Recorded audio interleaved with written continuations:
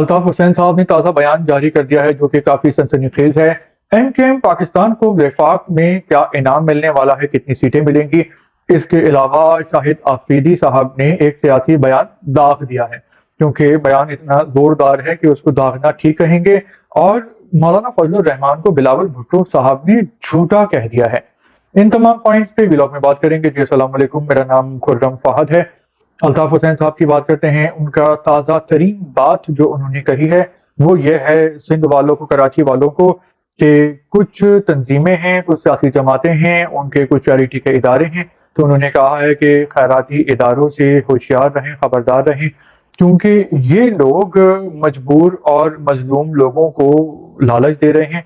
ان کی ضرورت ہوتی ہے کھانے پینے کی ضرورتیں پورا کرنا، تو ان کو کہا جاتا ہے کہ رمضان کی آمد ہے، ہم آپ کو راشن دیتے ہیں، آپ ہمارے لیے دعا کیجیے گا، اور پھر ان کو راشن دینے کے بہانے لے جایا جاتا ہے، اور پھر وہاں پہ ان کا آپریشن کیا جاتا ہے اور انسانی اعضا نکال لیے جاتے ہیں، گردے وغیرہ، اور یہ چیزیں بلیک مارکیٹ میں بہت ہی مہنگے داموں بکتی ہیں، لاکھوں روپے کی۔ تو الطاف حسین صاحب کے نالج میں یہ باتیں آئی ہیں تو انہوں نے عوام تک پھیلا دی ہیں، پہنچا دی ہیں۔ اور ویسے بھی جو آج کل کا زمانہ ہے، ہمارے آس پاس بہت زیادہ فراڈ ہوتا ہے، تو کسی پہ بھی بلائنڈ ٹرسٹ نہیں کرنا چاہیے۔ ایک انسان کیا کہہ رہا ہے اس پہ بھروسہ نہیں کرنا چاہیے، بلکہ یہ دیکھنا چاہیے کہ وہ کیا کر رہا ہے، یعنی اس کے عمل کیسا ہے اور اس کے پاسٹ کے جو ایکشنز ہیں وہ کیسے ہیں۔ تو بہت ہی محتاط رہنے کی ضرورت ہے۔ آج کل تو آن لائن دھوکے بھی ہو رہے ہیں۔ ہوتا یہ ہے کہ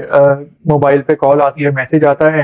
اور کہا جاتا ہے کہ یہ ایک لنک ہے، اس پہ آپ کلک کر دیں تو آپ کو انعام ملے گا، یا وہ بینک کے نمائندے بن کے بات کرتے ہیں، اور پھر بینک کا جو ایکسس ہے ہمارا وہ ان نوسر بازوں کے پاس چلا جاتا ہے، تو وہ اکاؤنٹ خالی کر دیتے ہیں۔ تو ایسا کبھی بھی کسی کے ساتھ بھی ہو تو وہ لالچ میں آنے کے بجائے اس بات کی تصدیق کر لیں، کیونکہ یہ تقریباً 100% ہی اس میں دھوکہ ہوتا ہے، تو بی کیئرفل۔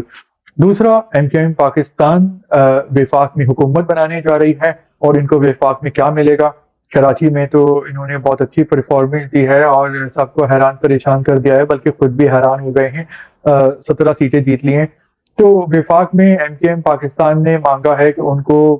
7 وفاقی وزارتیں دی جائیں، لیکن بریکنگ نیوز یہ ہے کہ ان کو 4 وزارتیں دی جائیں گی وفاق میں، جبکہ جو گورنر سندھ ہوگا وہ بھی ایم کیو ایم کا ہی ہوگا، یعنی آئندہ آنے والی حکومت میں governor Sindh M Q M کے ہوں گے۔ آج کل تو ہمیں پتا ہے کہ کامران ٹیسوری صاحب ہیں۔ تیسرا جو پوائنٹ ہے شاہد آفریدی صاحب کا، جو لاکھوں دلوں کی دھڑکن ہے، کیونکہ بالکل ہیرو جیسے لگتے ہیں، تو انہوں نے ایک سیاسی بیان دیا ہے۔ تو بیان یہ ہے کہ انہوں نے کہا ہے کہ تمام سیاسی جماعتوں کو ہاتھ جوڑے ہیں اور کہا ہے کہ اپنی فکر کرنے کے بجائے پاکستان کی فکر کر لیں، اور مہنگائی اور بے روزگاری کے مسائل ہیں پاکستانیوں کو، چاہے وہ امیر ہوں یا غریب ہوں، لوور کلاس ہوں یا مڈل کلاس ہوں، تو مہنگائی اور بے روزگاری کو ختم کریں، آپس میں سیاست کرنے کے بجائے، ڈرٹی پالیٹکس کرنے کے بجائے۔ تو جو بات ہے وہ تو آفریدی صاحب نے بالکل صحیح کہی ہے، کیونکہ ابھی جو سب سے بڑا مسئلہ ہے ہر کسی کو، چاہے اس کی جو بھی آمدنی ہو، اتنی زیادہ مہنگائی ہو گئی ہے کہ مہنگائی سے ہر کوئی پریشان ہو گیا ہے، چاہے جو 30,000 روپے کماتا ہو یا چاہے 3 لاکھ روپے کماتا ہو، وہ بھی مشکل میں ہے۔ اور بے روزگاری کا مسئلہ ہے، یہاں پہ ایشو یہ ہے کہ ہر کوئی جو ہے وہ ریئل اسٹیٹ میں پیسہ لگا دیتا ہے، اگر کسی کے پاس پیسہ ہوتا بھی ہے تو گھر بیٹھے جو ہیں لوگوں کے پیسے بڑھتے رہتے ہیں، اور پراپرٹی کی قیمتیں اتنی زیادہ ہو گئی ہیں کہ ضرورت مند اب خرید ہی نہیں سکتے پراپرٹی، اور نہ یہاں پہ جو بھی کریٹیوٹی ہوتی ہے، ٹیکنیکل سائنسی جو معاملات ہوتے ہیں اس میں انویسٹمنٹ ہوتی ہے، ٹیکنالوجی میں صفر ہے۔ اس کے علاوہ یہاں پہ صنعت کارخانے نہیں لگتی، کیونکہ پورا ملک جو ہے وہ ریئل اسٹیٹ میں لگا ہوا ہے، راتوں رات پیسہ بنانے کے چکر میں۔ تو بالکل صحیح کہا ہے آفریدی نے، بالکل انہوں نے ٹھیک بات کہی۔ آپ کا کیا خیال ہے ان کے اس بیان کے حوالے سے؟ اس کے علاوہ جو بلاول بھٹو صاحب ہیں، تو انہوں نے مولانا فضل الرحمان کو کہا ہے کہ اس کو مولانا بھی کہتے ہیں اور جھوٹ بھی بولتے ہیں، شرم نہیں آتی۔ تو یہ کوئی نئی بات نہیں ہے۔ مولانا صاحب کے جو چاہنے والے ہیں، قدر کرنے والے ہیں، ان کے مرید ہیں، تو وہ تو ان کے لیے جان دینے کو تیار رہتے ہیں، لیکن باقی سارا جو پاکستانی ہے وہ جانتا ہے کہ مولانا صاحب بہت ہی ٹھنڈے میٹھے قسم کے آدمی ہیں اور بہت ہی سیاسی دماغ ہیں، اور وہ چونکہ مولانا ہیں تو لوگ اس میں مذہبی پہلو نکال لیتے ہیں، لیکن مولانا صاحب جو بھی چال چلتے ہیں، سیاست کرتے ہیں، تو وہ ذاتی فائدے کے لیے ہوتی ہے۔ یہی وجہ ہے کہ ہر حکومت میں ہی تقریباً مولانا صاحب کو بہت کچھ مل جاتا ہے،